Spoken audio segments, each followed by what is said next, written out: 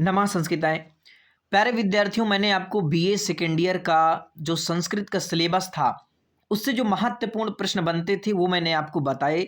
आप वीडियो देखे होंगे, नहीं देखे तो जाकर के देख सकते हैं।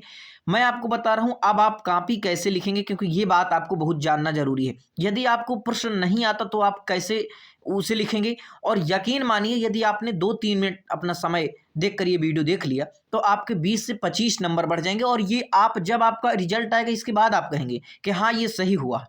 तो मेरा अनुभव जो है उसको आप लीजिए और यकीन मानिए कि मैं आपको 100% बता रहा हूँ कि आपके नंबर बढ़ेंगे। ठीक है, तो मेरी बात को ध्यान से सुनिए। यदि आप बीए सेकेंड ईयर के स्टूडेंट हैं, इलाहाबाद विश्वविद्यालय में 1 मिनट अपना समय दे करके सुन लीजिए। संस्कृत विषय है आपका। सबसे बड़ी गलती क्या करते हैं लोग? पढ़ तो लेते हैं लेकिन उन्हें लिखना नहीं आता है। पढ़ तो लेते हैं, जो चीज़ें बताया हूँ पढ़ लेंगे, लेकिन लिखना नहीं आता।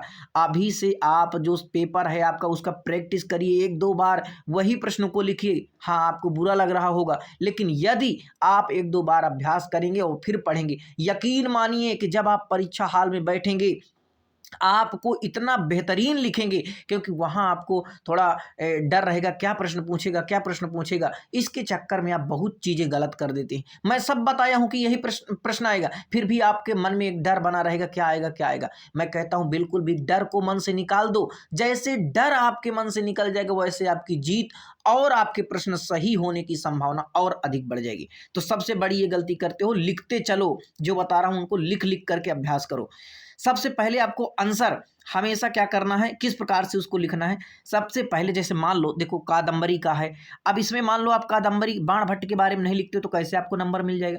तो ये आपको क्या करना है कि देखो, जो भी ग्रंथ है उसका पहले आपको परिचय देना है, उस कवि का परिचय देना है, और अंत में आपको निष्कर्ष जरूर लिखना है। ये आपको ध्यान रखिए। बहुत लोग छोड़ देंगे इसको, निष्कर्ष उत्कर्ष कुछ नहीं लिखते हैं, और यही आपका प्लस पॉइंट हो जाएगा अन्य लोगों से अधिक नंबर लेने का। तो निष्कर्ष आपको कि हमने क्या सीखा इस कादम्बरी से, हमने क्या, जैसे राजा शूद्रक के बारे में आया, चंडाल कन्या के वैश्य में, तो ये चीज आपको निष्कर्ष आपको सबसे अलग कर देगा। और फिर अभी आपके जो काव्य वाले हैं, जैसे आपका मेघदूत है, उसमें आपको क्या लिखना है वो भी मैं आपको बता रहा हूं। और दूसरा एक महत्वपूर्ण बात नोट कर लीजिए, इस पॉइंट को मैं आपको बता रहा हूं, ध्यान से सुनना। देखिए, जो भी आपका श्लोक हो उसे संस्कृत में, जैसे आप ये यहां पर देख लीजिए, जैसे ये आपसे पूछा, कहाँ गया भाई तीसरा प्रश्न, देखिए आपको ये आपसे प्रश्न पूछा, गद्धम कवि नाम निक्सम वदंती। ये आप लिखेंगे, क्या लिखेंगे, इसको लिखेंगे। इसको बढ़िया काले पेन से अच्छे से अंडरलाइन कर दीजिए, गद्धम कवि नाम निक्सम वदंती, ये लिख करके। और इसका फिर आपको क्या करना है, हिंदी में अर्थ लिखना है। क्या करेंगे, हिंदी में इसका, यानी कि गद्य कवियों की क्या है, कसौटी है या बाणोच्छिष्टम, ये भी आपको काले अक्षर में थोड़ा बोल्ड करके बड़े अक्षर में लिख देना है। तब आपकी कॉपी, आप स्वयं सोचिए कितनी अच्छी लगने लगेगी, देखने में कितनी अच्छी लगेगी। ठीक है, इस प्रकार से तो संस्कृत का श्लोक लिख दीजिए। संस्कृत का श्लोक यानी ये जो आपका पद्य है, इसके बाद आपको जो है उसकी हिंदी में दोनों प्रकार से लिखना है, हिंदी और संस्कृत में। जैसे श्लोक लाइन लिख करके उसका अर्थ लिखो। ठीक है, आपकी कॉपी अलग दिखने लगेगी। तीसरा महत्वपूर्ण पॉइंट आप ध्यान रखना, जो आपके कीवर्ड हैं इनको बिल्कुल मत भूलना। जैसे बाण भट्ट, कालिदास हैं, ये नाम जैसे आपका एग्जामिनर, जो भी आपके प्रोफेसर चेक करेंगे, कहेंगे हाँ बच्चे ने पढ़ा तो है, तभी तो इसको पता है कि यार मेघदूत के कालिदास लेखक है, और ये संदर्भ लिखा है, प्रसंग लिखा है, निष्कर्ष भी लिखा है, और उसमें क्या, यानी कि जो आपका महत्वपूर्ण बिंदु हैं उनके बारे में कि भाई इसमें कौन सा छंद है, इसमें कौन सा अलंकार है। ये चीज़ जब आप लिख देते हैं तब आपकी कॉपी सबसे बेहतर, जिसे बोलते हैं व्याकरणात्मक टिप्पणी, तो आप एक अंतिम में लिख सकते हैं व्याकरणात्मक टिप्पणी।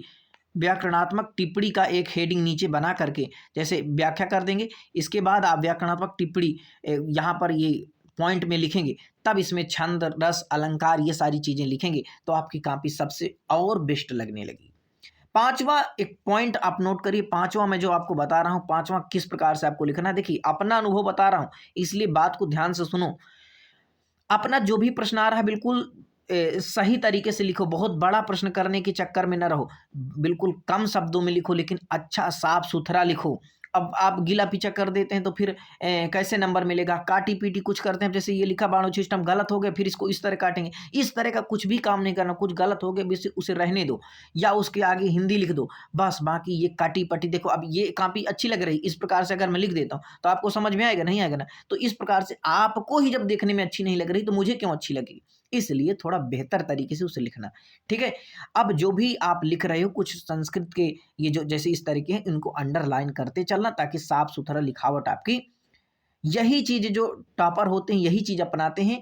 और देखिए बहुत लोग पढ़े तो बहुत कुछ होंगे लेकिन परीक्षा हाल में सब भूलेगा, इसलिए आप प्रैक्टिस करते रहिए। मेरी बात को ध्यान बांध लो, गांठ बांध लो इसको, तब आपके नंबर 20 से 25 नंबर ऐसे मान लीजिए इसी प्रकार से जब आप अभ्यास करेंगे वो आपके नंबर बढ़ा ले जाएंगे। और जो बताया हूं बस वही आएगा, बिल्कुल घबराना मत कि अब आप फिर घबराते रहें, और घबराते रहेंगे तो फिर आपका क्या होगा, फिर आपको दिक्कत हो जाएगी, ठीक है। इसलिए जो मैं बताया हूं उसको बिल्कुल नोट कर लो। हाँ, तो देखो इसमें मैं आपको पेपर ले आया हूँ, देखो समझ लो। जैसे यहाँ पर मेघदूत का है, देखो ये मेघदूत का है, यहाँ पर साफ लिखा अधोलिखित श्लोकों में से, अरे क्यों चल रहा है इतना? तो किसी में से एक का हिंदी में अनुवाद और किसी एक की संस्कृत की व्याख्या करना है। क्या करना है? संस्कृत की व्याख्या करना है। तो अनुवाद का मतलब ये नहीं है कि आप जो एक एक लाइन, जैसे देखो यहाँ पर मैं दिखा रहा हूँ, जैसे मान लो कि अब आपका ये आ गया कश्चित, तो आप कश्चित का अर्थ लिखें, फिर कांता का अर्थ विरह गुणा स्वाधिकारात प्रमत्ता, ये नहीं। अपने भाव लिखना है, इसमें अपना अनुवाद करना है, लेकिन अपने समझ के अनुसार अनुवाद करना। ये नहीं कि आप कॉपी में जो लिखा है, किताब में जो लिखा था वही आप दिमाग में डालें, नहीं, अपना भाव ही लिखना है। लेकिन व्याख्या जो होती है थोड़ा और बढ़ा करके भाव लिखना होता है, ठीक है। तो अनुवाद और व्याख्या में आपने अंतर समझ लिया होगा, मुझे आशा है। इस प्रकार से ये चीज़ें आपको लिखना, ध्यान से रखना, जैसे वेदों का, और जितने नंबर का उसी प्रकार से टिप्पणी। टिप्पणी वही आपका एक पेज में लिख देंगे, अच्छी टिप्पणी लिख देंगे तो बहुत आसानी से हो जाएगा। तो एक एक पेज की टिप्पणी लिखना, बहुत ज़्यादा न लिखने का। अगर आपके पास समय बच रहा है, आपकी लिखने की स्पीड ज़्यादा है, तो बहुत अच्छे से आप लिखिएगा, कोई दिक्कत नहीं है। चलिए, शुभकामनाएं आपकी परीक्षा में, बिल्कुल जो बताया हूँ वही आए। बहुत बहुत शुभकामनाएं। नमः संस्कृताय।